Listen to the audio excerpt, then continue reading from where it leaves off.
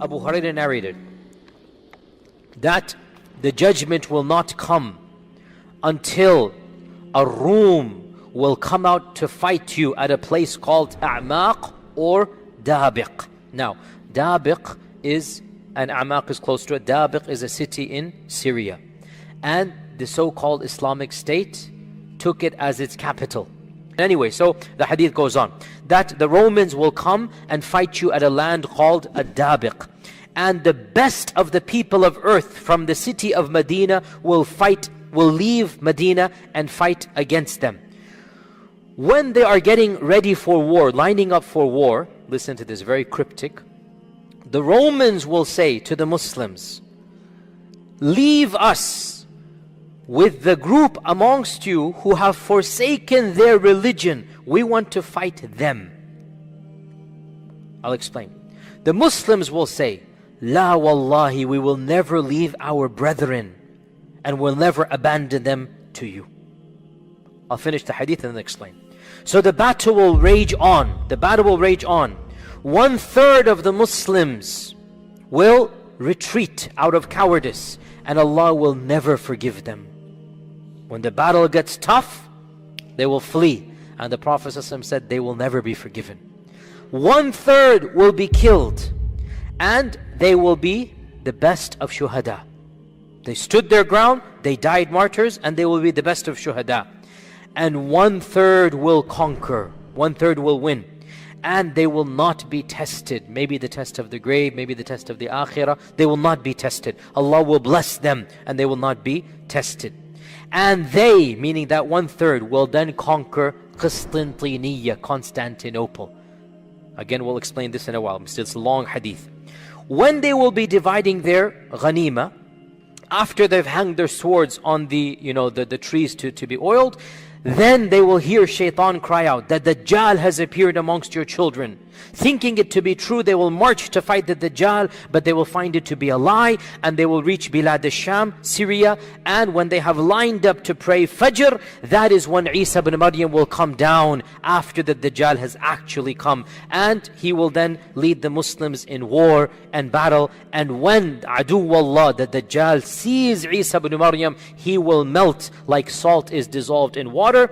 And the Prophet ﷺ said, if he were to be left in that state, he would die, but Isa will kill him, and the people will see the blood of Isa on the blood of Dajjal on the weapon of Isa. End hadith. Now, again, this hadith is very, very cryptic. It mentions many things. First and foremost, it also reiterates the previous concept of a massive war between the Romans and the Muslims. Now, in this hadith, it mentions 1/3 only will die, whereas the previous hadith mentions 99% will die.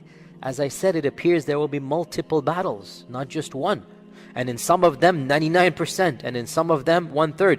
This hadith mentions that this army will conquer Constantinople, whereas the previous hadith does not mention that. So maybe there are multiple wars going on in the world, and the Dajjal's announcement will take place in all of them. Shaitan's gonna frighten the Muslims. Dajjal is here. They're gonna be expecting Dajjal because they're seeing the hadith take place. So Shaitan will use it as a tactic. So maybe multiple groups will run back to Bilad al-Sham, and there they will be with the Mahdi, and the Mahdi will then be leading them in Salah, and Dajjal will actually have come at that point in time, and then Isa will come down as we had mentioned. Another hadith that mentions all of these as well is that the Prophet ﷺ said, the fortress of Muslims on the day of the Malhama, this is where it is mentioned, the Armageddon, the Malhama, will be Ghuta, which is a city near Damashq, one of the best cities in Ash-Sham. This hadith is in Abu Dawood, it is authentic. 3 things are mentioned: Ghuta, Damashq, and Bilad al-Sham.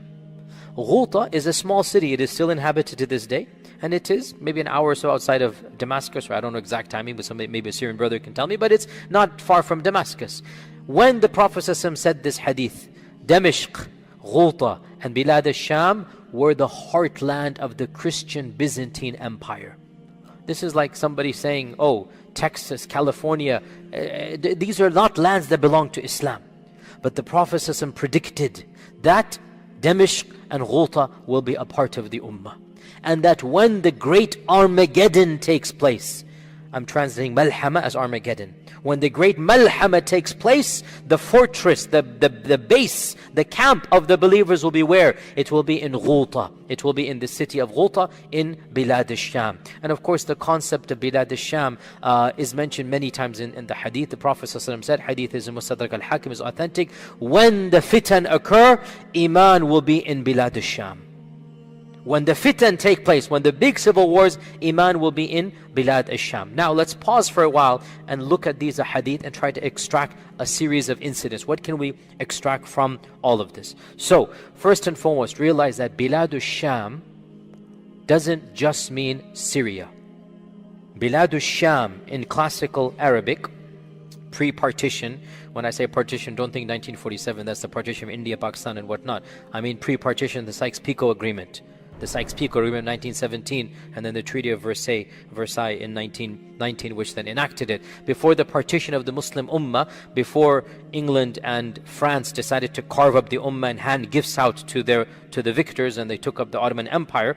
Before that, Bilad al-Sham was essentially what we now call Syria, and of course also Jordan, and of course Palestine, and of course the occupying land that I don't want to mention now. The country that is the occupying regime. So all of this was Bilad al-Sham. Okay? This entire region is called Bilad al-Sham. It's not just modern day Syria. Yes, Damashq is Bilad al-Sham, but Palestine is also Bilad al-Sham. And the cities of Palestine and the cities in the modern occupying state, all of them are Bilad al-Sham. Understand this point. Okay, so realize this. Secondly, it shows that towards the very end of all of these trials, the Muslims will be united and they will be fighting outsiders. They will be fighting non-Muslims. And the people from other lands will come, like Medina.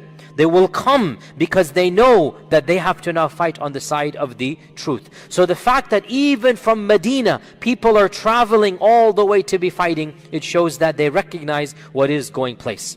It is also very clear that these wars are taking place with the Mahdi being alive.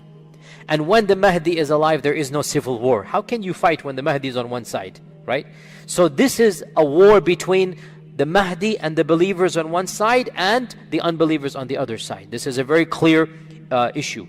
It also shows, as I said, that in all likelihood we're talking about multiple wars. Or maybe, Allah knows best, the Mahdi himself is going region to region. In one battle, 1/3 will die. In another battle, 99% will die. Allah knows best. Again, we don't know. We're just putting all of these together. And the fact that the bird is mentioned shows that this isn't your typical war. That chemical or nuclear or whatever seems very likely in these types of a hadith. Wallahu al-musta'an. Also, what is this cryptic phrase where the Rum are going to say, hand us our brethren, and the Muslims will say, no, they are our brethren? What is all of this? This is very interesting.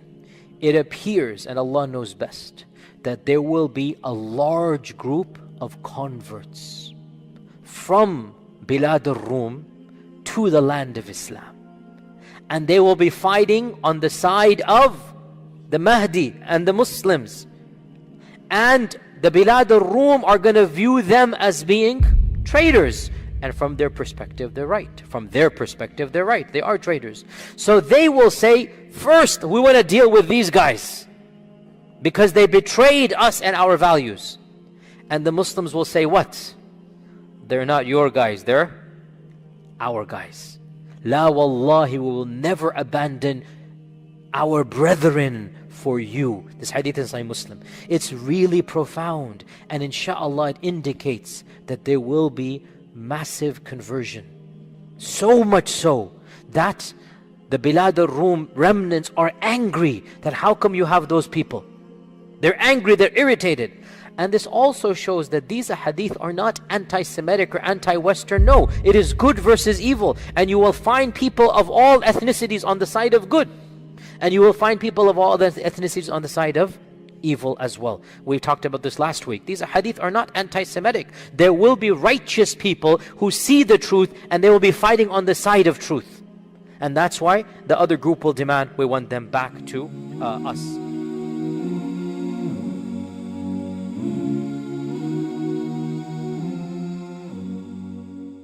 Alhamdulillah, we are happy to announce the launch of the One Islam TV app. Watch hundreds of high-quality produced Islamic reminders, Quran learning videos, stories of the prophets, and so much more.